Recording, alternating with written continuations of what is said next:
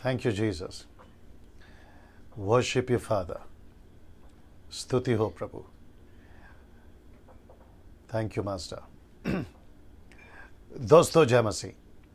प्रभु यीशु के नाम से आज के दिन आपका बहुत बहुत स्वागत करता हूं। दोस्तों बेहद खुशी होती है आप लोगों से मुलाकात करने में, आप सभी से रूबरू होने में, लाइव हो, टीचिंग हो या जिस किसी भी माध्यम से मैं बड़ा उत्साहित रहता हूं। विशेष करके इन दिनों में जबकि पूरी दुनिया में इस कोरोना वायरस के चलते सब कुछ जो है तहस नहस है, क्योस है, और उसके बीच में लॉकडाउन चल रहा है कुछ कुछ जगहों पर। और इस अवसर पर जो भी 3 महीने से मैं आपके बीच में अलग अलग सब्जेक्ट पे, टॉपिक्स पे बात करते आ रहा था, उन सभी को करते वक्त में और पिछला 10 दिन का टीचिंग प्रकाशित वाक्य की पुस्तक से आप सभी के साथ बात करते हुए शिक्षा देते वक्त में मुझे बेहद खुशी हुई है ना, उसी से रिलेटेड, क्योंकि वो सब्जेक्ट अद्भुत है, बहुत ही डिफ़िकल्ट रहा है मेरे खुद के लिए भी। आपने कितना सीखा मुझे नहीं पता, लेकिन मैंने खुद बहुत सीखा है। आपको सिखाते वक्त, नोट्स तैयार करते वक्त में मुझे खुद प्रभु ने बहुत ब्लेस किया है। सो दोस्तों, मैंने ये तय किया था आज और कल के लिए, यानी कि 18 जून एंड 19 जून रात को 8 से 9 बजे तक 1 घंटा मैं आप सभी के लिए आपके कॉल्स को अटेंड करते हुए, आपके जो प्रश्न हैं उनको सुनते हुए या उसकी जवाब देते हुए वक्त में बिता सकूं। सो दोस्तों, वक्त हो चुका है। इस नंबर पे आपको कॉल करना है, ये नंबर पे 9982335777।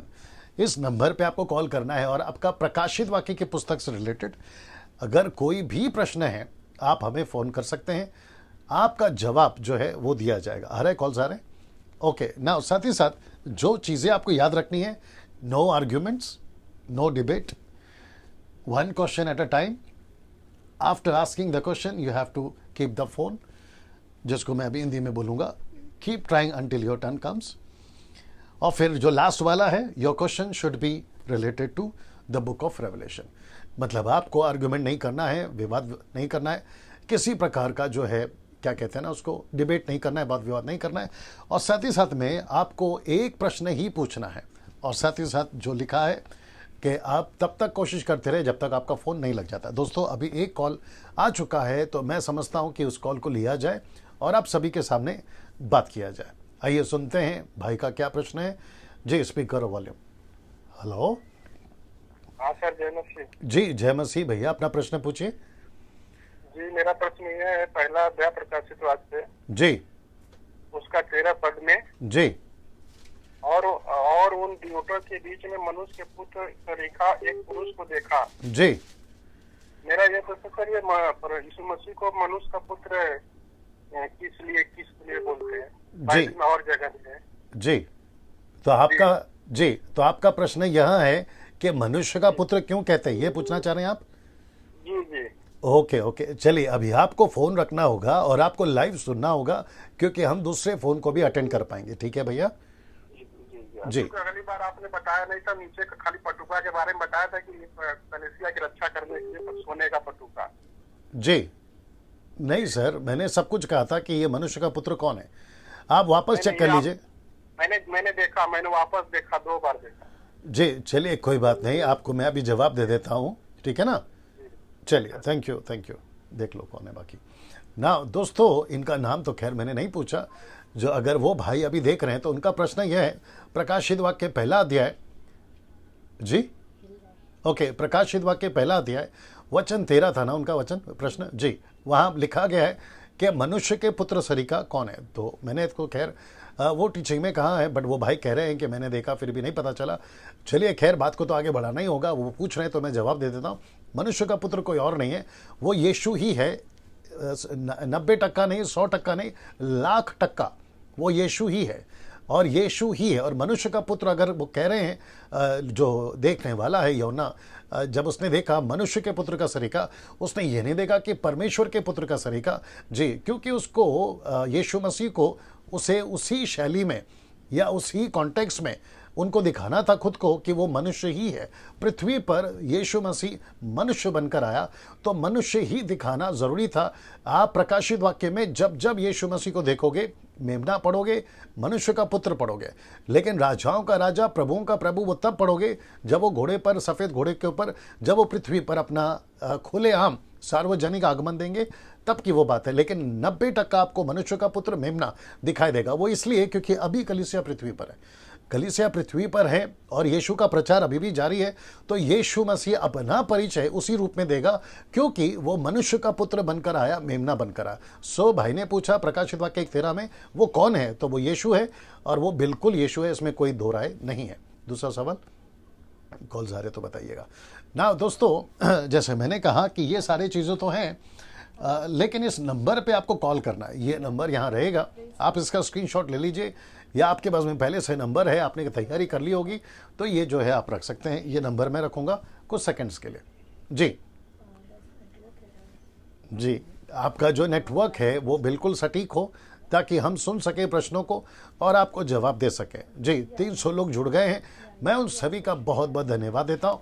आप प्रश्न पूछ सकते हैं, आपका जो भी प्रश्न है। अच्छा, मुझे ये भी पता चला है, लोगों ने कहा है कि पास्टर डैनियल आपने इतनी अच्छी से समझा दिया है कि अभी प्रश्न में मन में प्रश्न ही नहीं उठते। तो ऐसे लोग भी हैं जिनको मैं सैल्यूट करता हूँ, अप्रिशिएट करता हूँ। आपकी जो अंडरस्टैंडिंग है टूवर्ड द स्क्रिप्चर, मैं समझता हूँ कि वो काफ़ी है, तो उसके चलते शायद आपके मन में कोई प्रश्न नहीं होगा। अच्छा, दूसरा एक और चीज़ आप लोग कर सकते हैं, जैसे कॉल्स आ रहे हैं मैं तो उसको अटेंड करूँगा ही, साथ ही साथ आप कॉमेंट्स बॉक्स पे लिख सकते हैं ये स्टडी आपको कैसी लगी। साथ ही साथ अगर आप कॉल करके भी बताना चाहेंगे तो भी उसके लिए आपको जो है इजाज़त है, ताकि जो है मैं भी सुन सकूं, जान सकूं कि इस टीचिंग ने आपको कैसा प्रभावित किया। चलिए, कुछ कॉल्स लेने पर हूं मैं, क्योंकि हमारी जो टीम है वो काम कर रही है, क्योंकि नेटवर्क कुछ कुछ जगह पे ठीक नहीं होने के चलते हम सुन नहीं पाते, उसकी वजह से भी जो है कॉल को डिस्कनेक्ट किया जा रहा है ना। कुछ कॉल्स रेडी है जी। और याद रखिए, जो शर्तें रखी गई हैं उस शर्त को आपको ध्यान में रखना है कि किसी प्रकार का आर्गुमेंट्स नहीं होना चाहिए, डिबेट्स नहीं होना चाहिए, और एक ही प्रश्न एक टाइम पे पूछना ज़रूरी है, क्योंकि मैं समझता हूं कि काफ़ी लोग हैं जिनको शायद प्रश्न पूछना होगा। ये आपकी सुविधा के लिए मैंने इसको रखा था। जी, अगर किसी को प्रश्न है आप इस नंबर पे कॉल कर सकते हैं, इस नंबर पे आपको कॉल करना है। जी, या आपके कॉल्स को हम अटेंड कर रहे हैं। कुछ ऐसे कॉल्स भी आ रहे हैं जिनका नेटवर्क ठीक नहीं है, कुछ ऐसे कॉल्स भी आ रहे हैं जो कह रहे हैं कि हमारे लिए प्रार्थना कर दो। खैर, मैं तो मना कर चुका हूं कि विश्वासियों के लिए हम प्रार्थना नहीं करेंगे, है ना, क्योंकि उनको खुद को सीखना है कि प्रार्थना कैसे करना है, उनको सेल्फ डिपेंडेंट रहना है प्रार्थना के लिए। जी, कौन है? या hello. Yes, praise the Lord pastor साहब। जी, प्रेज द लॉर्ड। सर, मैं पूछना चाह रहा था, जो हमने 17 मतलब प्रकाशित वाक्य 17 पे जी मैं पढ़ा था, जी जो 10 सिंह, जी। 10 सिंह बताया जी। है ना, 10 सिंह 10 राजा हैं, जी। ठीक है सर। तो उसमें सर जो वो पशु और मतलब उस वेश्या से क्यों बैर करने लगे? वेश्या मतलब जो हमारी धार्मिकता, मतलब जो मेरा मतलब है जो जी, तो उस वेश्या से वो बैर क्यों करने लगेंगे? वेश्या से मतलब बैर क्यों रखेंगे वो? जी जी 10 राजा है जो पशु के अधिकार में थे। जी जी तो जी ये थोड़ा सा जी जी, ठीक है, मैं आपका प्रश्न समझ गया। अब आपको फोन रखना होगा ताकि दूसरों को मौका मिले, और आप लाइव देख रहे हैं तो आपको मैं जवाब दे रहा हूँ। मैं लाइव देख रहा हूँ। जी, मैं आपको जवाब दे रहा हूँ। देख लो दूसरा व्यक्ति कौन है ना। भाई का सवाल था, पहला देख लीजिए ना। भाई का सवाल था कि 17वें अध्याय पे वो जो 10 राजा हैं, जिसको कहा गया 10 सिंह 7 सर और 4 राज्य, ठीक है ना। मैं इसके ऊपर टीचिंग दे चुका हूँ। मुझे ऐसा लगता है कि वो भाई जो हैं और उनसे रिलेटेड जो उन्होंने पूछा, अगर किसी और का भी प्रश्न है तो उस वीडियो पे मैंने बिल्कुल स्पष्ट बोला था कि जो पीस पीरियड है, मतलब 3.5 साल का शांति का राज्य है, उसमें इजराइल की कलीसिया यानी कि जो फॉलन झूठी कलीसिया है उसको एक्सेप्ट करेगी, दोनों एक दूसरे को एक्सेप्ट करेंगे। नहीं तो one world religion and one world what you call economic and one world what you call nation, जो एक राज्य, एक धर्म या फिर इकोनॉमिक क्षेत्र में, ये जो 3 कैटेगरीज हैं वो एक्सेप्ट कैसे होंगी दुनिया को? लेकिन यही एंटी क्राइस्ट और वही 10 राजा उस वेश्या से नफरत इसलिए करेंगे। वेश्या कौन है? कलीसिया। कौन सी कलीसिया? पतन की हुई कलीसिया, जिसको कहा गया कि फॉलन चर्च। उससे नफरत इसलिए करेगी क्योंकि कलीसिया का भी यीशु मसीह जो है वो जागर कर देगा कि ये कलीसिया गलत है, और कलीसिया को एंटी क्राइस्ट भी रिजेक्ट कर देगा। क्योंकि एंटी क्राइस्ट, अगर भाई को याद होगा 11वें अध्याय में से लेकर, अगर मैंने कहा था कि एंटी क्राइस्ट मर जाएगा, उसको झूठा नबी जीवित करेगा और वो डिक्लेयर करेगा कि इसकी मूर्ति बनाओ। तो अगर कलीसिया है तो पब्लिक कलीसिया की पूजा करेगी, यानी यीशु की। हालांकि वो कलीसिया है, लेकिन एंटी क्राइस्ट की पूजा कैसे होगी?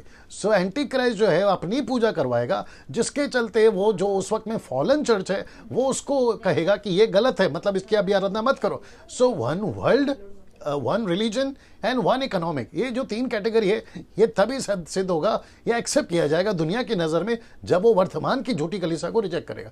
इसलिए वो उससे नफरत कर रहा है। होप कि भाई को आंसर मिल गया होगा। हाँ, फेसबुक पे कॉल ना करें, क्योंकि फेसबुक पे कॉल किया जा रहा है, तो रिक्वेस्ट करते हैं कि फेसबुक पे कॉल ना करें प्लीज़। अब जो 400 लोग देख रहे हैं, आप सभी को इजाज़त है कि आप लोग कॉल कर सकते हैं, और ये कॉल करने का जो सिलसिला है ये सिर्फ कल तक रहेगा। आज है और कल है, और वक्त है 8 से लेके 9 बजे तक। जी, कौन है? दीजिए। इंटरनेशनल कॉल्स आ रहे हैं ना, हाँ, कॉल बैक नहीं कर पाएंगे हम लोग। अच्छा, तो कुछ इंटरनेशनल कॉल्स भी आ रहे हैं, पता चला है। आप वेट पे रहें, लाइन पे रहें, एंड कीप ट्राइंग। आपका अगर नहीं एक्सेप्ट करते हैं, क्योंकि सेकंड लाइन बिजी बताता है, so keep trying, keep calling, okay, जैसे मैंने आपको बताया। जी, ये नंबर है जो इस पे आपको कॉल करना है, 9982335777। जी जी, हेलो। जी जी, सुभाष बोलिए सर। जय मसीह की सर। जी, आपका पहले वो वॉल्यूम बंद करिए। जी जी जी। हाँ, पहले उसका वॉल्यूम बंद कर लीजिए। हाँ जी जी जी, बोलिए सर। सर, मेरा सवाल है जी, अभी आपने एक ब्रदर ने पूछा था कि प्रभु यीशु को मनुष्य का पुत्र क्यों कहा गया। जी, तो सर मेरा ये सवाल है कि हाँ, यही मेरा सवाल है भी, मनुष्य का पुत्र क्योंकि वो तो एक स्त्री से जन्मे हुए ना, वो मनुष्य तो नहीं जन्मे हुए ना। जी, तो आपका प्रश्न क्या है? मेरा प्रश्न ये है भी वो उनको मनुष्य का पुत्र क्यों कहा जाता है बार बार? अच्छा, वो तो एक पवित्र आत्मा से जन्मे हुए हैं ना। जी जी जी जी जी जी जी। तो आपको अगर याद होगा कि जो आपको प्रश्न पूछना है वो सिर्फ प्रकाशित वाक्य की पुस्तक से ही पूछना है।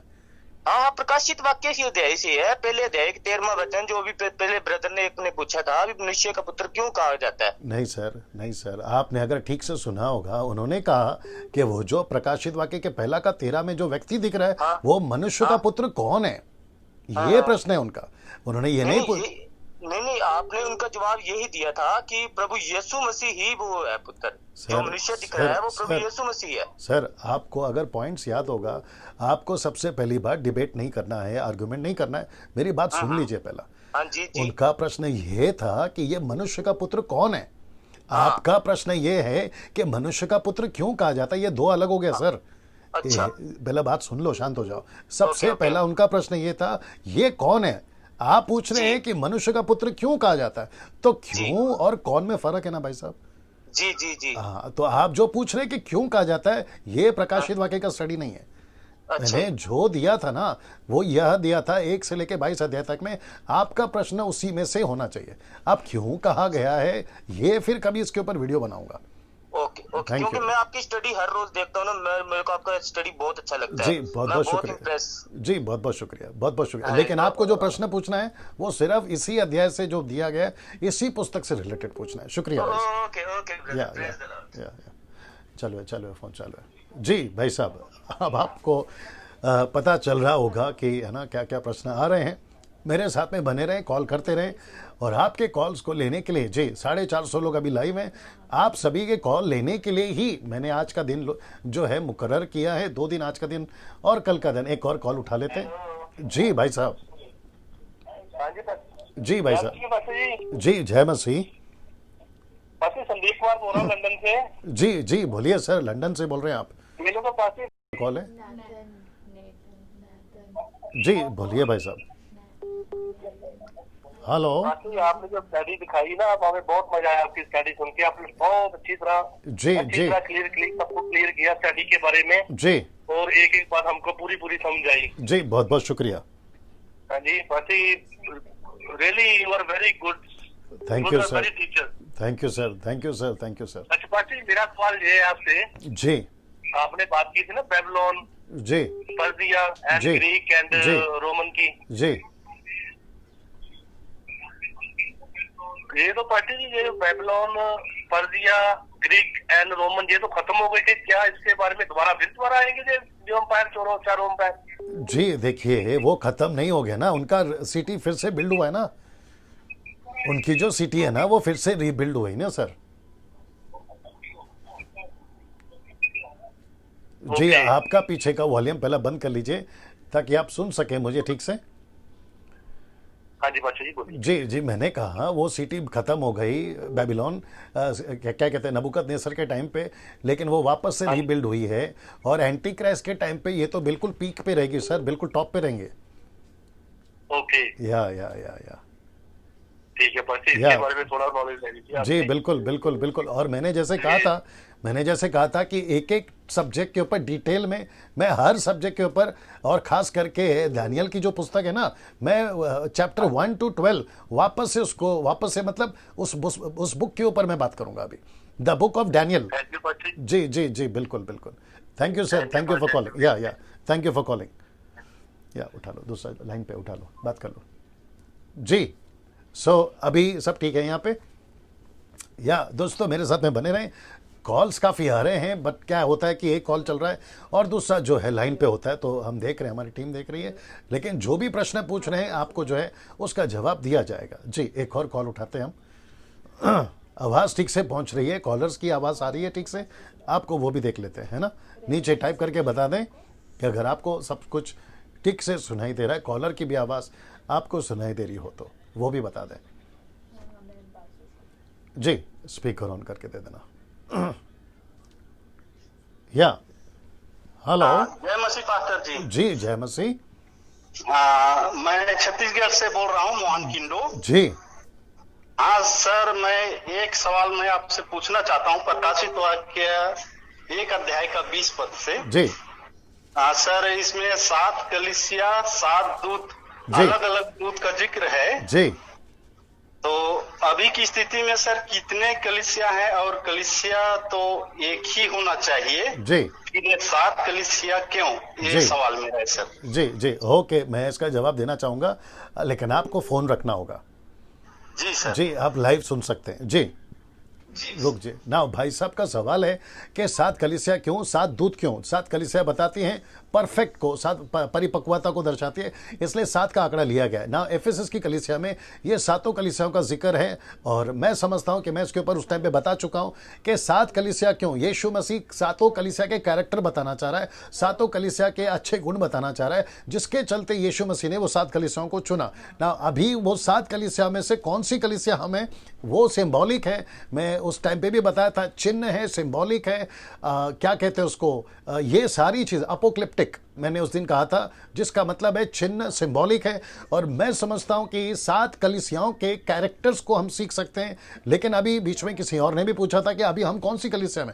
जी, हम कोई कलीसिया के उस कैटेगरी में नहीं आते, लेकिन हम उन 7 कलीसियाओं से बहुत कुछ सीख सकते हैं। हम यीशु की कलीसिया हैं, इसमें कोई शक नहीं है। हम यहूदी नहीं हैं, हम इजरायली नहीं हैं, हम कोई नेशन नहीं है, हम यीशु की कलीसिया हैं। हमें अपने आप को ये क्या कहते हैं ना, कंसीडर करना है, हम यीशु की कलीसिया हैं। और यीशु की वो जो 7 कलीसिया जिसका जिक्र यूहन्ना ने करा प्रकाशित वाक्य में, उसके कैरेक्टर से हम बहुत कुछ सीख सकते हैं। लेकिन 7 क्यों हैं? क्योंकि यीशु मसीह को 7 का आंकड़ा लेकर चलना था, जिसको दर्शाता है सिद्धता, परफेक्टनेस, तो उसको लेकर चलना था। लेकिन 7 क्यों, क्या कहते हैं ना, इसके ऊपर कोई, मैं समझता हूं कि बात करने की आवश्यकता नहीं है, क्योंकि 7 कैरेक्टर्स हमको वहां से सीखने मिलते हैं, 7 चीजें हमें वहां से सीखने को मिलती हैं। और 7 दूत रिप्रेजेंट करता है, जी 7 दूत रिप्रेजेंट करता है मिनिस्टर्स को, पास्टर्स को, जो लीड कर रहे हैं उनको जो है रिप्रेजेंट करता है, जो मैं ऑलरेडी बता चुका हूं। लेकिन हम 7वें कौन सी कलीसिया, 7वें में से 6वें हैं, 5वें हैं, आखिरी हैं, मैं समझता हूं कि इसका कोई आंकड़ा नहीं है, ना ही इसके बारे में कुछ बताया गया कि तुम ये हो। हम अन्य जाति की कलीसिया हैं, अगर इजरायली है तो वो इजरायली कलीसिया है, अगर जूइश नेशन है तो वो यहूदी कलीसिया है। लेकिन अगर हम अभी यहाँ पे हैं पूरे वर्ल्ड में apart from the Israel nation, तो हम यीशु की कलीसिया हैं। अपने आप को हम वैसे ही कंसिडर करें जैसे यीशु मसीह कहता है, तो मिलाकर यूनिवर्सल एक कलीसिया। तो सातों से हम 7 कैरेक्टर सीख सकते हैं, 7 अच्छी बातों को सीख सकते हैं। मेरा ये जवाब रहेगा। जी जी भाई साहब, हेलो।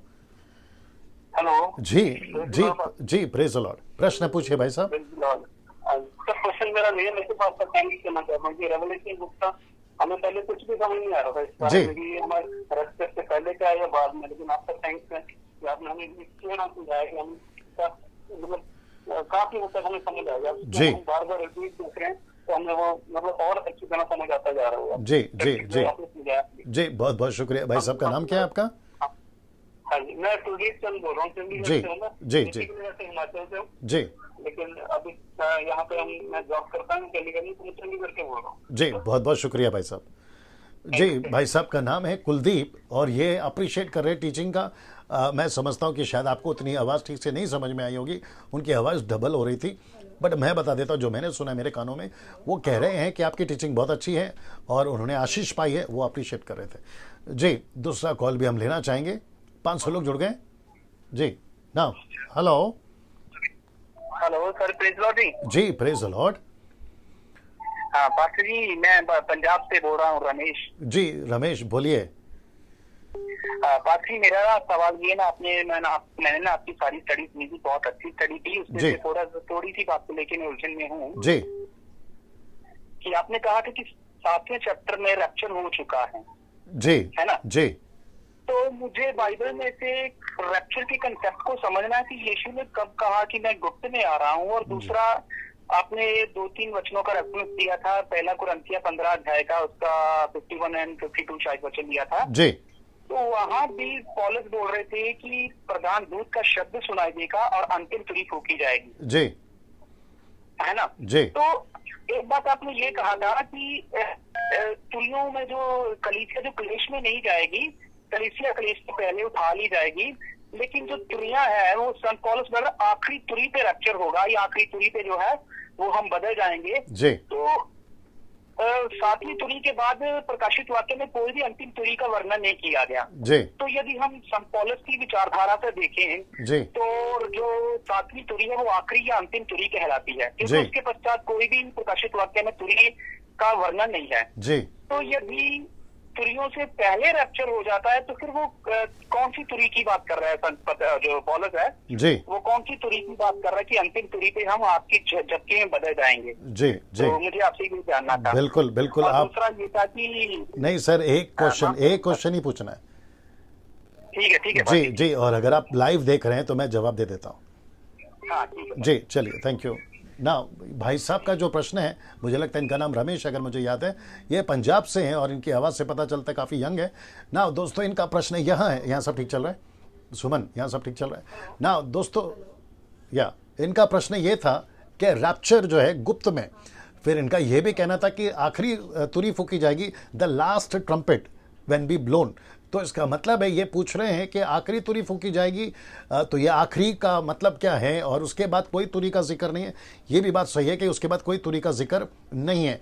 नाउ अगर रमेश आप सुन रहे हैं तो आपको याद होगा और आपने पढ़ा भी होगा, पहला कुरिन्थियों 15 का 50 से आगे, पहला थिस्सलुनीके 4 अध्याय, उसके आगे दूसरा थिस्सलुनीके 2 अध्याय, और उसके आगे यानी कि ये, और मत्ती का 24वां 39 से भी अगर आप पढ़ोगे, जो कि क्लियर करता है। तो ये जो 4 किताबें हैं, मैथ्यू, आपका पहला कुरिन्थियों, पहला थिस्सलुनीके और दूसरा थिस्सलुनीके, इसमें जो रैप्चर का जिक्र है, जिसके ऊपर मैं अभी टीचिंग लेकर आऊँगा पैसिफिक पूरी डिटेल में, तो टोटल 4 प्रकार के रैप्चर है। अगर आपने कभी नहीं सुना तो मैं बता देता हूँ। एक है जिसको कहते हैं प्री रैप्चर, प्री रैप्चर या प्री ट्रिबुलेशन रैप्चर। दूसरा है मिड रैप्चर, यानी कि मिड रैप्चर ट्रिबुलेशन या मिड ट्रिबुलेशन रैप्चर। और तीसरा है पोस्ट रैप्चर। लेकिन चौथा जो है वो कहते हैं नो रैप्चर। तो चौथे पे तो हम बात ही नहीं करेंगे क्योंकि रैप्चर है, तो ये कॉन्सेप्ट क्लियर हो जाता है। लेकिन pre rapture, mid rapture and the post rapture, ये इसमें मैंने कहा था कि प्री रैप्चर है, और मैं 99.9% तक इसके साथ जाऊंगा जिसको कहते हैं प्री रैप्चर। नाउ रमेश, अगर आप सुन रहे हैं पौलुस ने ये कहा कि आखिरी तुरी फूकी जाएगी, लेकिन उसके ठीक नीचे अगर आप पढ़ोगे विशेष करके पहला थिस्सलुनीके उसका 4 अध्याय, जहां पर वो कहता है कि जब तुरी फूकी जाएगी, तो एक जगह पे कहता है आखिरी तुरी फूकी जाएगी, फिर एक जगह पे कहता है कि तुरी फूकी जाएगी। और ये भी याद रखो कि पौलुस को इतना डिटेल में नहीं दिया गया रेवलेशन, क्योंकि उसने बाकी कलीसियाओं को उतना डिटेल में नहीं बताया। थिस्सलुनीके कलीसिया को उसने 2 जगह पे इसकी जिक्र करी, और कोरिन्थ की कलीसिया में कॉन्टेक्स्ट में ये बताया कि हम सब नहीं मरेंगे, हम सब हमेशा के लिए नहीं सोते रहेंगे। ये कॉन्टेक्स्ट है। मैं जिस दिन इसके ऊपर बात करूंगा उसके ऊपर डिटेल पे आऊंगा, क्योंकि काफी कॉल्स मुझे और भी लेने। सो रैप्चर होगा, प्री रैप्चर जिसके साथ मैं जाऊंगा 99.9%। मिड रैप्चर के साथ में मैंने कहा था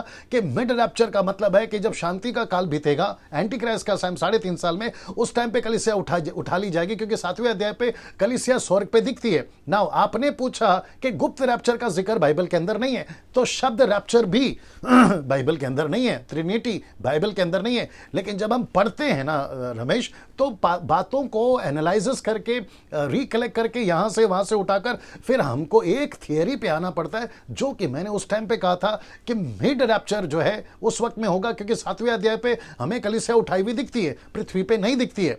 वापस कहना चाहता हूं कि रैप्चर जो है शब्द, वो बाइबल के अंदर आपको नहीं मिलेगा, जिसका ग्रीक वर्ड और लैटिन, क्योंकि ग्रीक के बाद में लैटिन आया, उसके बाद में इंग्लिश वर्ड आया, तो इंग्लिश को रैप्चर लिया गया है लैटिन से, और लैटिन को रैप्चर से कनेक्ट किया गया ग्रीक से। मैं सब कुछ रखूंगा जब इसके ऊपर मैं टीच करूंगा। तो रैप्चर है जिसको मैं दे रहा हूं 99.9% प्री पे, लेकिन मिड पे मैं उस टाइम पे जोर इसलिए दिया था क्योंकि 7वें अध्याय पे जो तुरी फूकी गई, और लास्ट तुरी क्या थी कि आधे घंटे तक सन्नाटा छा गया, वो थी लास्ट तुरी।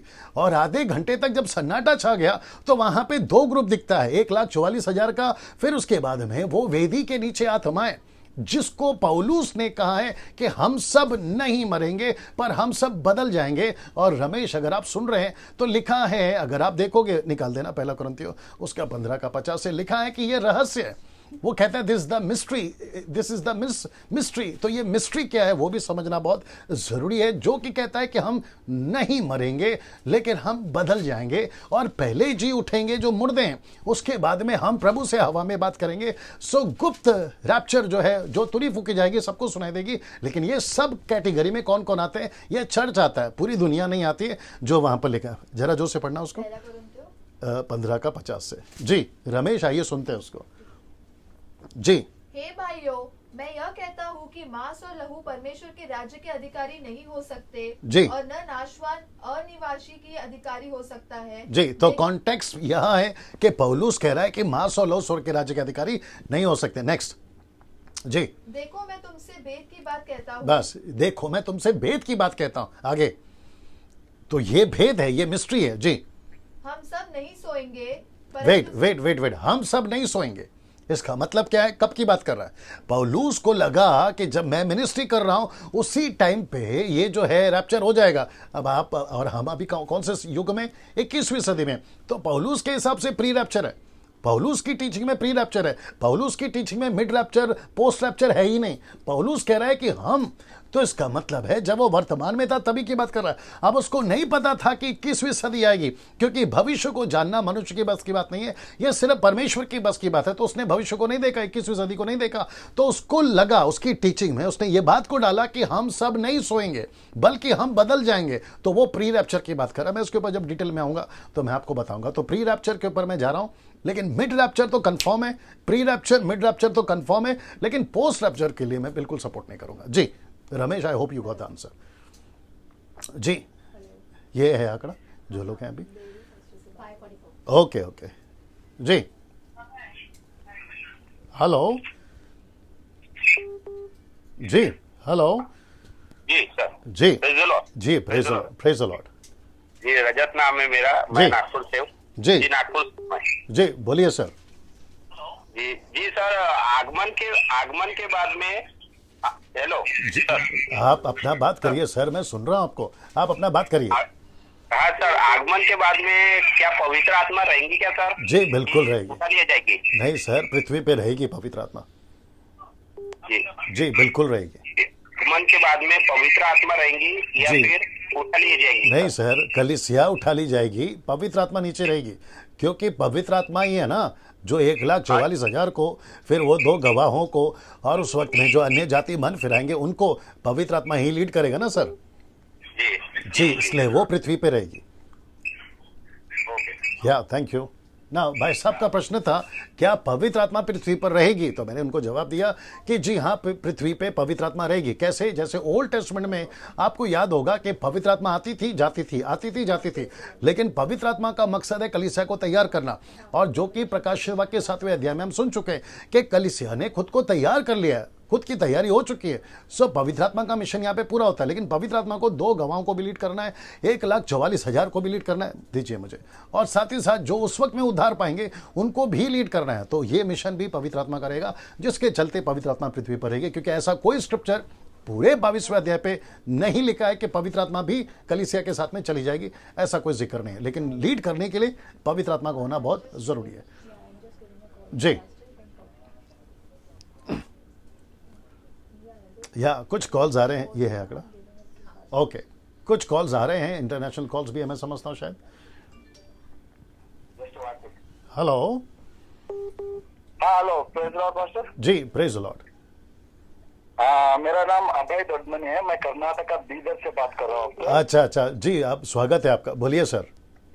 मैं परमेश्वर का धन्यवाद करता हूँ कि हम लोग 2005 में मिले थे। अच्छा। आपका 4th वैल्यू जब आपका सीडी रिकॉर्डिंग होने वाला था तब जी। ट्रेन में मिले थे। जी तो मैं सोचा था आज आपके द्वारा इतना अच्छा संदेश मैं सुन नहीं पाऊंगा, लेकिन परमेश्वर की दया है जो आप इस प्रकार के वचन को अत्यंत से बता रहे हैं। जी मेरा जी। प्रश्न था from the book of revelation chapter 11, या वहाँ 2 जो विटनेस हम देखते हैं परमेश्वर के द्वारा भेजे। जी तो जी उधर सबसे पहले पढ़े तो उधर दिखता है कि उनको परमेश्वर ने एक बड़ा सा शक्ति दिया था जी कि वो जो भी करते हैं वो हो जाता था। जी लेकिन मेरा एक सवाल था कि जब उनके पास वो शक्ति था तो फिर उनको कैसे मारा गया? जी हाउ दे वर किल्ड। या and one more question from that chapter itself, हाँ कि उनका जो शव था वो रोड पे पड़ा हुआ था और जी। बहुत सारे इस तरह के सारे लोग उस शव को देख रहे थे और खुशियां मना रहे थे। जी, आवाज चेक करो इसका। तो कैसा पॉसिबल था कि पॉसिबल है कि everybody were watching 3 days to that bodies? Okay okay, good good good question. ठीक है, मैं इसका जवाब दे रहा हूँ, लेकिन आपको फोन रखना होगा, ठीक है भैया? श्योर। या स्पीकर ऑफ करो ना। दोस्तों, इनका सवाल है, कर्नाटक से ये भाई हैं, इनका पहला सवाल है कि जब इनको इतना पावर है कि ऊपर से बारिश, ऊपर से आग ला सकते हैं, तो फिर इनको मारा क्यों?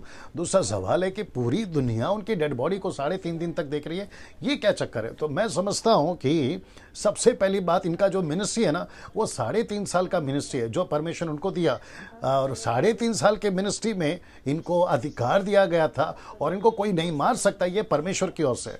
लेकिन जब मिनिस्ट्री खत्म हो गई, वो जो टाइम पीरियड खत्म हो गया, तो ये परमेश्वर की ओर से था कि ये मर जाएं, और उनको मारा गया, एंटीक्राइस्ट की तरफ से मारा गया।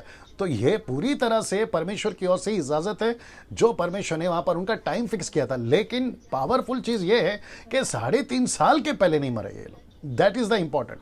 तो 3.5 साल पहले कोई नहीं मार सका, उसके बाद में मारा गया। जैसे यीशु मसीह को 3.5 साल के सेविकाई में नहीं मारा, लेकिन उसके बाद में ही मारा ना, क्रूस के ऊपर, उसके बाद मारा। तो ये पूरी तरह से परमेश्वर की प्लानिंग है, नियुक्त किया गया। एक वक्त था जिसके मुताबिक चला, मैं उसी दिन भी बता चुका हूं, बट कोई बात नहीं, भाई ने सवाल पूछा तो मेरा फर्ज है जवाब देना। दूसरा सवाल ये कि पूरी दुनिया देखेगी, तो इसका मतलब है कि उस वक्त में अगर जॉन को ये कह रहा है कि पूरी दुनिया उसकी डेड बॉडी को 3.5 दिन तक देखेगी, तो इसका मतलब है बात हो रही है टेलीविजन की, बात हो रही है सैटेलाइट की, बात हो रही है फोन की, बात हो रही है मीडिया की। तो जॉन को तो नहीं बता सकते कि ये सब कुछ आएगा, लेकिन आज हम देख सकते हैं कि उसके चलते, जैसे अभी कहीं पे भी घटना घटी, अभी जैसे चाइना का घटना घटा, हम तो वहां नहीं है लद्दाख में, लेकिन यहां घर बैठे हम सब कुछ देख रहे हैं ना कि क्या चल रहा है। वैसे ही उन दिनों में जो भी घटना घटेगी, एंटीक्राइस्ट के टाइम पे हर एक चीज टेलीकास्ट किया जाएगा, क्योंकि जितनी पावरफुल मीडिया आज दिखती है, 4G है ना आज, 5G कभी भी आ सकता है। तो मैं समझता हूं कि एंटीक्राइस्ट का जब युग आएगा उस टाइम पे, तो टेक्नोलॉजी का लेवल कहां जाएगा आप सोच के देखिए, और किस पैमाने पे लेवल पे होगा। मैं तो समझता हूं आज हम लोग जो क्या कहते हैं ना, या इंस्ट्रूमेंट, मोबाइल जिसको कहते हैं, वो हाथ पे रखकर घूम रहे हैं। मैं समझता हूं कि ऐसा दिन आएगा जब आप अपने घड़ी का एक बटन दबाओगे तो मोबाइल सामने आ जाएगा, इतना डेवलप हो जाएगा, जिसको चलते मैं समझता हूं कि है ना पूरी दुनिया उसको देखेगी। सो भाई साहब अगर देख रहे हैं तो आई होप कि आपको अपना जवाब मिल गया होगा जी। और एक कॉल ले लेते हैं जी। दोस्तों काफी कॉल्स आ रहे हैं, उनको वेटिंग पे रखना पड़ रहा है जी। हेलो। हाँ सर, प्रेज लॉर्ड। जी प्रेज द लॉर्ड, बोलिए सर। सर मैं सूरत से बोल रहा हूँ जी। संकेत पटेल जी जी। सर मेरा एक सवाल था, वो प्रकाशित वाक्य 22 अध्याय जी 17 पद जी जिसमें लिखा है सर, आत्मा और कन्या जी जो दोनों कहते हैं कि आ और जीवन का पानी ले। हाँ तो सर कुछ समय पहले मेरे पास वो सैटरडे जो बैठते हैं वो चर्च में जी यहोवा विटनेसेस वाले जी। साहब, वो लोग आए थे। जी तो उसने ऐसा बोला कि अगर जीवन का पानी आत्मा दे सकता है तो कलिसिया, अगर कन्या उधर लिखा है तो जी। कन्या कलिसिया है, जी। तो कलिसिया कैसे दे सकती है जीवन का पानी? ओके। तो सर मेरा ये सवाल था कि जो कन्या लिखा है वो कलिसिया ही है या कुछ वो लोग जो बोलते हैं कि माता है? तो नहीं सर सर। उसमें जी मैं इसका जवाब दूंगा, लेकिन आपको फोन रखना होगा और आपको लाइव देखना होगा जो मैं जवाब दे रहा हूँ, ठीक है ना। चलिए भाई साहब का प्रश्न ये है जी, देख लीजिए दूसरा कॉल। भाई साहब का प्रश्न ये है कि प्रकाशित वाक्य 22 का 17 में वहां पर लिखा है कि आत्मा और दुल्हन, कन्या दुल्हन, आत्मा दुल्हन, ये कौन है? और आत्मा का जीवन का जल की बात कर रहा है, तो ये कौन दे रहा है? पवित्र आत्मा दे सकता है या कलीसिया दे सकती है ना? जब कोई भी स्टेटमेंट देता है या बाइबल लिखती है तो हमको उसका कॉन्टेक्स्ट चेक करना है, कब के लिए लिखा है, पास्ट टेंस है, फ्यूचर है, प्रेजेंट है, ये भी देखना बहुत ज़रूरी है। वो एक सेंटेंस में हमें सब कुछ देखना बहुत ज़रूरी है ना। भाई साहब कह रहे हैं कि ये कहीं माता यरूशलेम तो नहीं है जी। माता 600 लोग जुड़ गए मुझे बताया जा रहा है, आप सभी का स्वागत है। वो भाई कह रहे थे कि ये माता यरूशलेम तो नहीं है, तो पहली बात तो एक लाइन में क्रिस्टल क्लियर स्टेटमेंट मेरा यह है कि वो माता यरूशलेम वाला जो कॉन्सेप्ट है वो टोटली गलत है, वो नहीं है, और उसको बिल्कुल भी सपोर्ट मैं नहीं करता। और ना ही आप जितने अभी देख रहे हैं किसी प्रकार की उनकी टीचिंग में आपको जाना है। ऐसा कोई थियरी, ऐसी कोई कॉन्सेप्ट नहीं है बाइबल के अंदर जहां पे माता यरूशलेम का कोई भी कॉन्सेप्ट आपको एक्सेप्ट करना है। नॉन बिब्लिकल है, मूर्खता वाली बातें, रॉन्ग टीचिंग है, फॉल्स टीचिंग है, ये बात तो क्लियर हो गई ना। जीवन का जल कलीसिया क्यों नहीं दे सकती? जीवन का जल परमेश्वर तो देता है। जीवन का जल का मतलब क्या है? लिटरली पानी नहीं है ना, वो लिटरली पानी नहीं है ना मेरे दोस्त, वो लिटरली पानी की बात नहीं हो रहा, वो बात हो रही है जीवन की बात हो रही है। यीशु ने क्या कहा? जिसके पाप तुम माफ करो माफ किए जाएंगे, पृथ्वी पर तुम जो बांधोगे वो स्वर्ग में बांधा जाएगा। तो ये कॉन्सेप्ट क्या है? इसका मतलब क्या है? जिस चीज को हम कहते हैं कि अगर तुम यीशु को अपनाते हो तो तुम्हारे पाप माफ हो जाएंगे, तो इसका मतलब है कि जब हमने कहा कि आप यीशु को स्वीकार करो आपके पाप माफ हो जाएंगे, तो वो स्वर्ग में स्वीकार किया जाएगा। तो जीवन का जल मेरे दोस्त और कुछ नहीं है, वो जीवन है जिसको कहते हैं बॉर्न अगेन, जिसको कहते हैं नया जन्म पाना। तो कलीसिया क्यों नहीं दे सकती? कलीसिया के पास में वचन है, कलीसिया के पास में अधिकार है। कलीसिया का मतलब है आप और हम, पास्टर्स, लीडर्स, फाइवफोल्ड मिनिस्ट्री, आत्मा से भरे हुए लोग, वो कॉन्टेक्स्ट में है, ठीक है ना। सो जीवन का जल लिटरली नहीं लेना है, ऑब्जेक्ट नहीं लेना, सब्जेक्ट लेना है जी।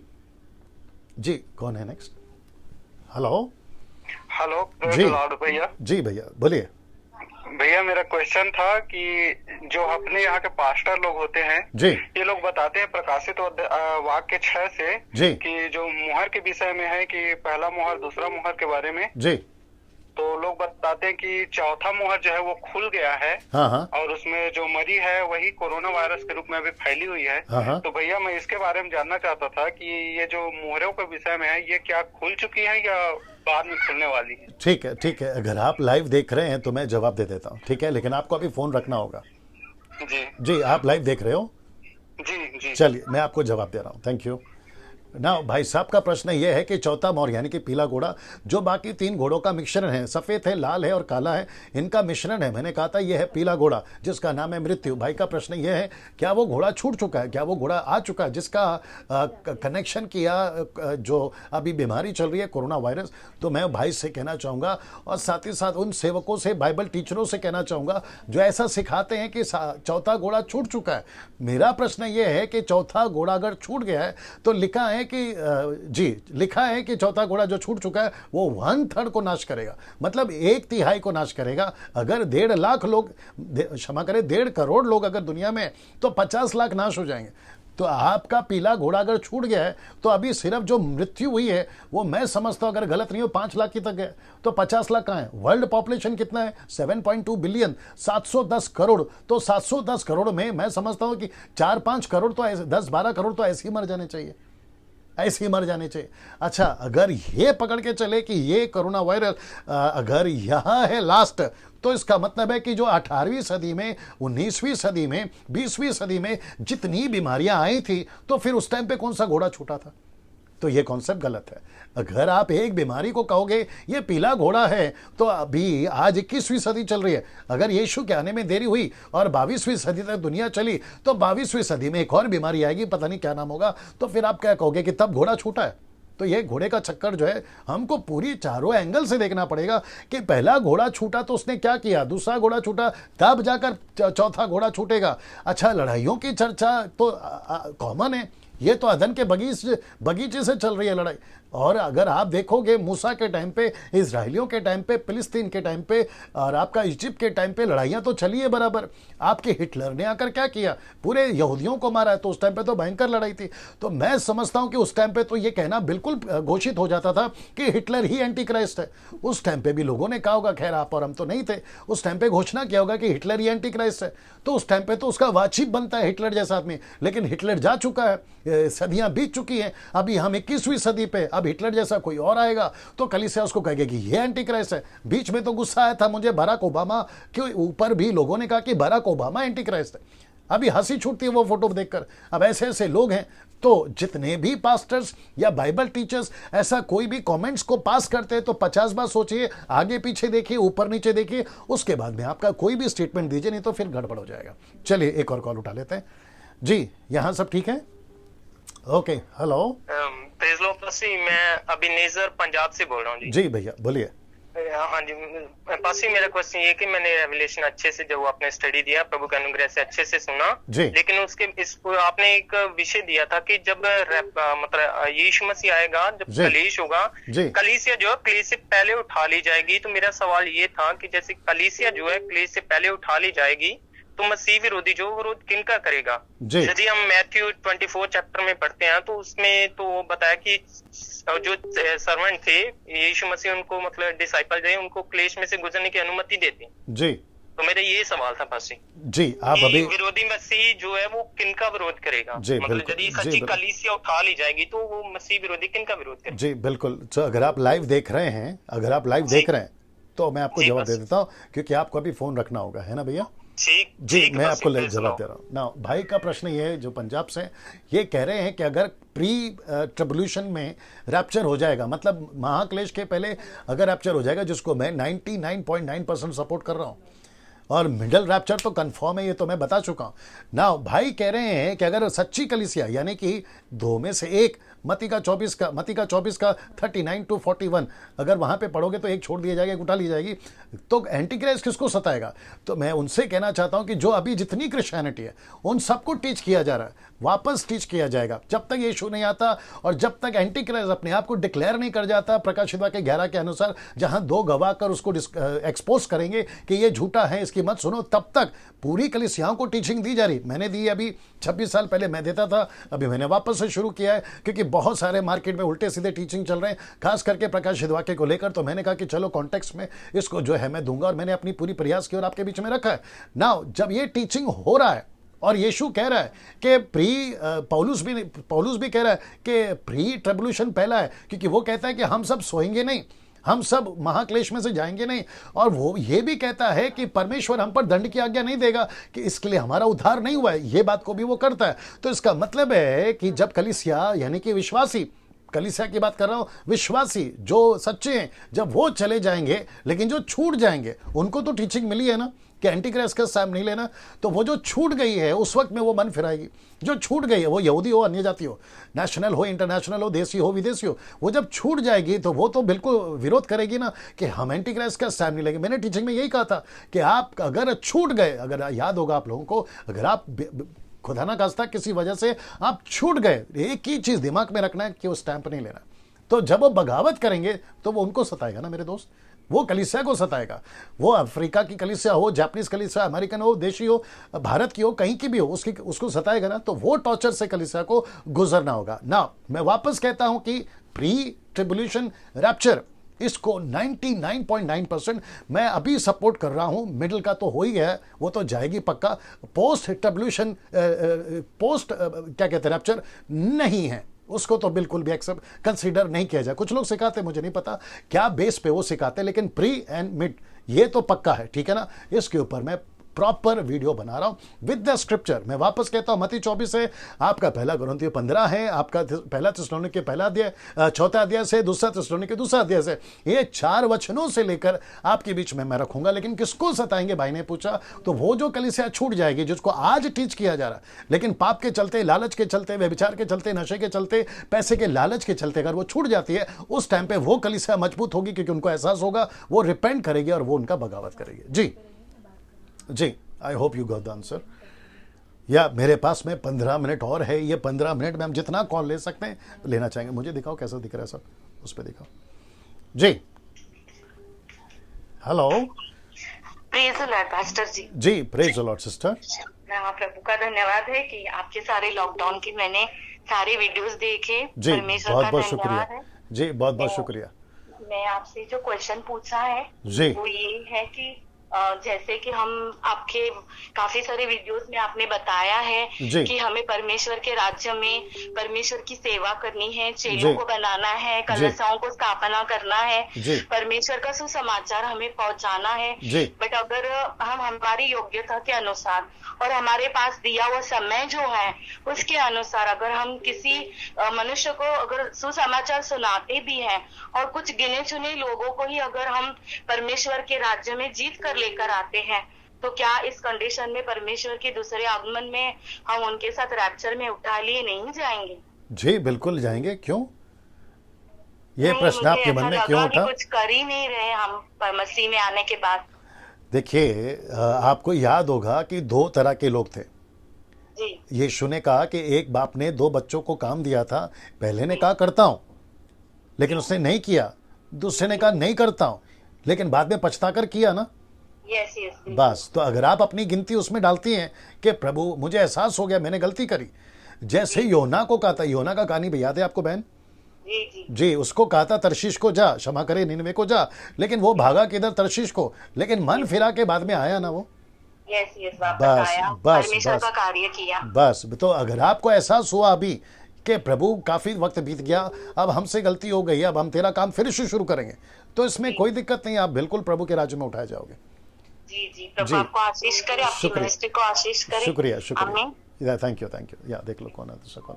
या दोस्तों, तो आपने सवाल भी सुन लिया, जवाब भी सुन लिया, और मैं समझता अगर ऐसा कोई है जो कह रहा है कि मैं अब स्टार्ट कर सकता हूँ, बिल्कुल कर सकते हैं आप, है ना। धीरे दुरुस्त है कहते हैं ना, तो ये कभी लेट नहीं है। तो आपका स्वागत है, आपने अभी टीचिंग सुना है लॉकडाउन के, यही तो इसी का वजह से तो मैंने अपने प्रचार में किया था कि कोरोना वायरस 4 कारणों से परमेश्वर की ओर से है, और मैंने ये भी कहा था कि इस लॉकडाउन के चलते परमेश्वर आपको बहुत सारी बातें सिखाएगा, और आपको सिखा रहा है। और मुझे मैं सच बता दूं, चलिए क्लियर कर देता हूं, मैं यूट्यूब से पैसे नहीं कमाता ना, मुझे कोई संस्था पैसे नहीं देती मुझे कहीं से, और ना ही मेरे किसी वीडियो में आपने देखा होगा कि मैंने पैसे किसी से मांगे, ऑनलाइन पैसे भेजो, ये मेरा अकाउंट नंबर है, नेवर, आपने कभी नहीं देखा होगा।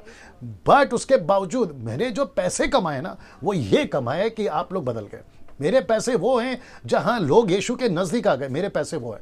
मुझे ये पैसे, अगर आप कहोगे कि डैनियल भाई अगर आप YouTube के चैनल से आपका अकाउंट जो कनेक्ट कर लेते, 80,000 के ऊपर आपके सब्सक्राइबर्स हैं, आप घर बैठे लाख रुपए कमा लेते, तो मैं उनसे कहना चाहूंगा कि मेरा अमेरिकन डॉलर, ये जो आत्माएं बच रही है ना, ये प्रभु से कनेक्ट हो रहे, ये मेरा हीरो है, ये मेरा दुबई का करेंसी है, ये मेरा भारत का करेंसी है, मैं ऐसा कहूंगा। तो इसका मतलब है कि जो लोग प्रभु में आ रहे हैं, ये आत्माएं, अभी देखिए कितनी अच्छी गवाही सुनी कि आपकी टीचिंग से हमारा जीवन बदल गया, तो मेरे ये पैसे हैं। इसलिए यीशु ने क्या कहा पता है? यहां के लिए धन इकट्ठा मत करो जिसको खाई लगती है, चोरी कर सकता है, वहां के लिए धन इकट्ठा करो, ना तो चोर चोरी करेगा, ना खाई जो भी बोलते हैं, फंगस नहीं लगेगा।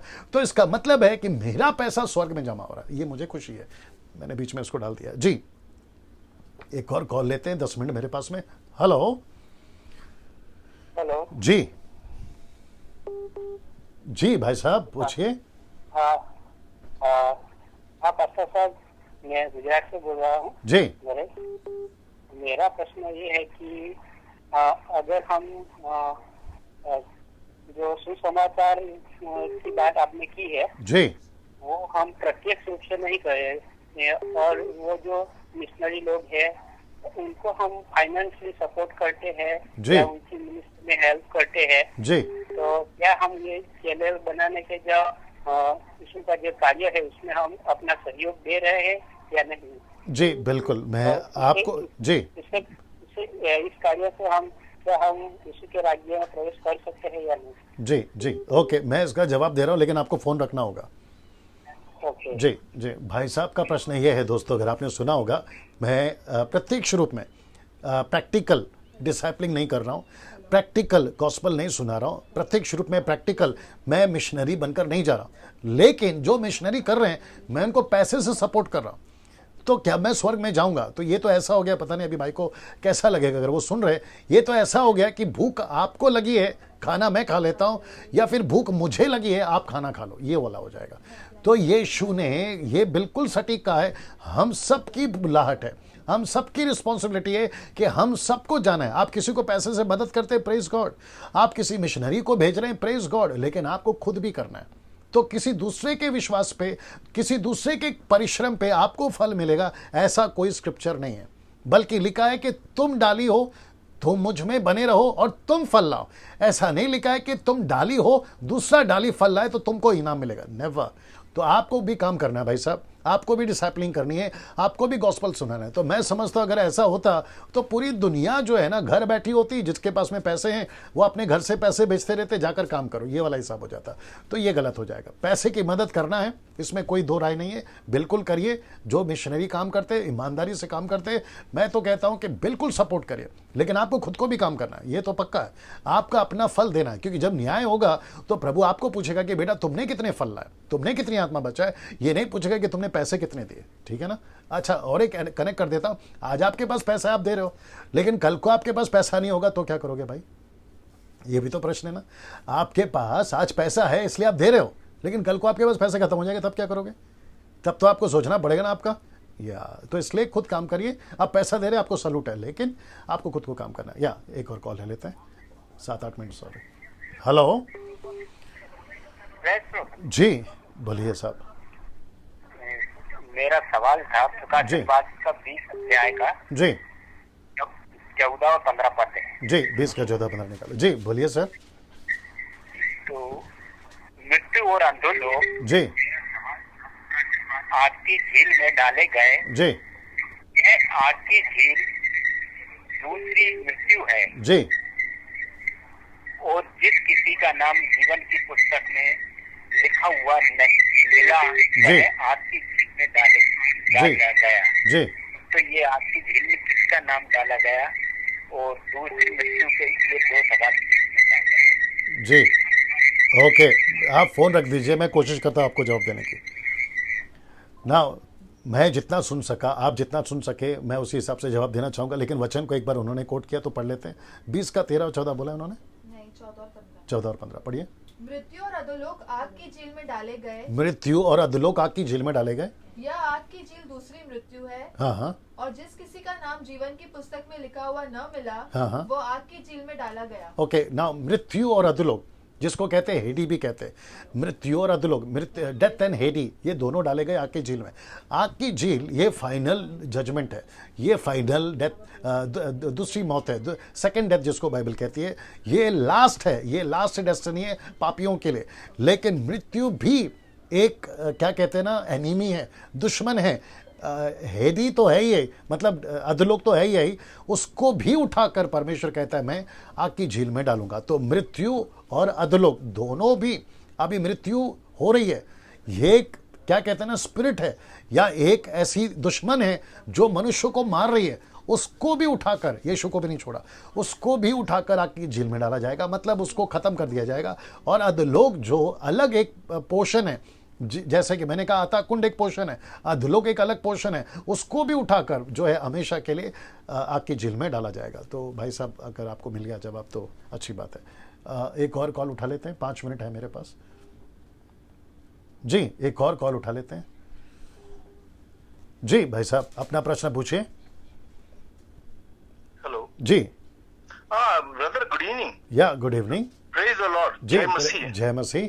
ब्रदर मैं रेगुलर आपका प्रोग्राम देख रहा हूँ और कल से आज का दिन का इंतजार कर रहा हूँ था जी। और मैं ये अपना रेवलेशन का जो 22वां अध्याय 16वां वचन है सर जी, जीसस ने कहा कि मॉर्निंग स्टार के संदर्भ में है जी।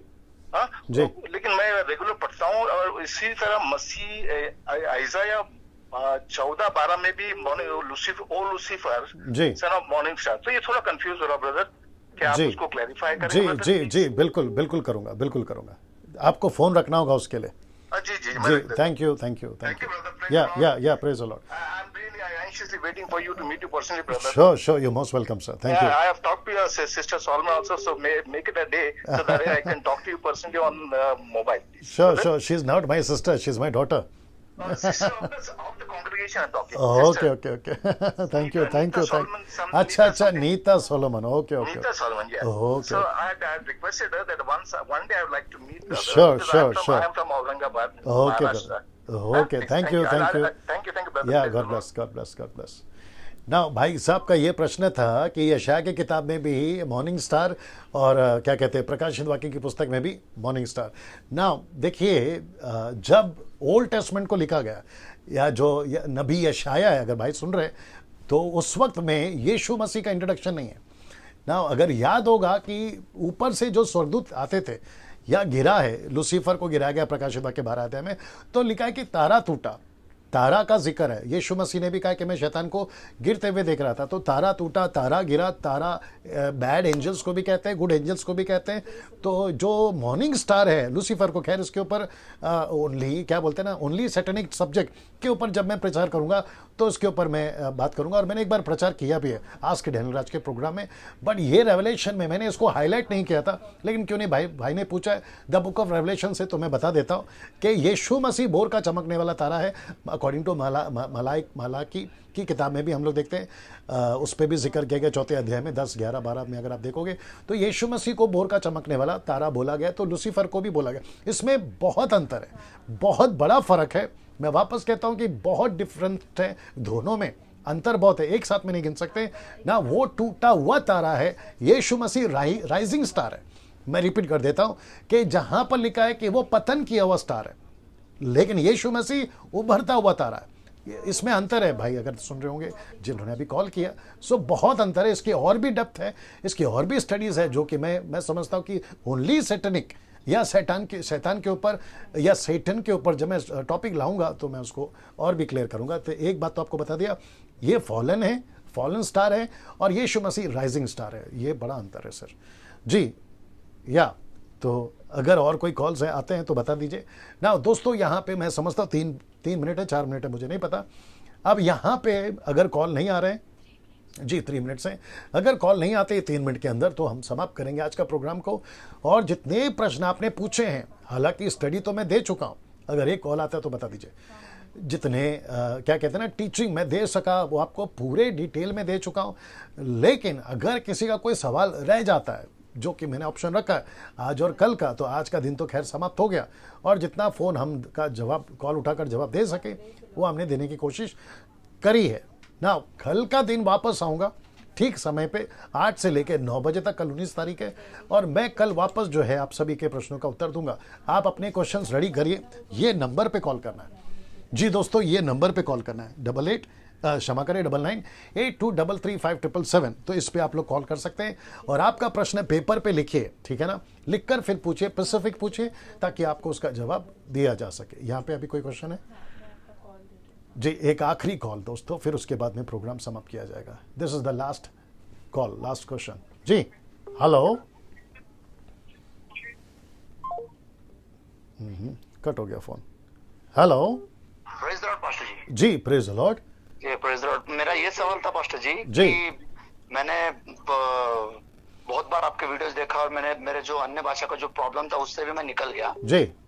अभी मेरा प्रश्न ये है पास्टर जी कि मैंने गलत चीज जो था वो मैंने देख लिया था जानबूझ के जी। तो मुझे डर सा बैठ गया है कि उसमें लिखा है कि जानबूझ के अगर तुम करते हो तो फिर पापों के लिए और कौन सी क्षमा। जी।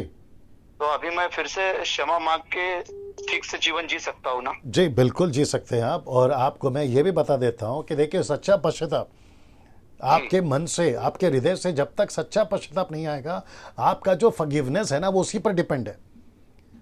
तो पवित्र मैं बहुत आत्म जीतना है मुझे परमेश्वर के लिए। बस तो आपकी बातों से जो मैं सुन पा रहा हूँ, खैर आपका प्रभु तो जीवन देखता है, आपका विवेक, आपका ज़मीर देखता है। तो पवित्र आत्मा अगर आपको कन्विक्ट कर रहा है अभी, जैसे आपकी बातों से लग रहा है, तो इसका मतलब है कि ये पवित्र आत्मा ही है ना जो आपको कन्विक्ट कर रहा है कि यहाँ पे गलत किया आपने।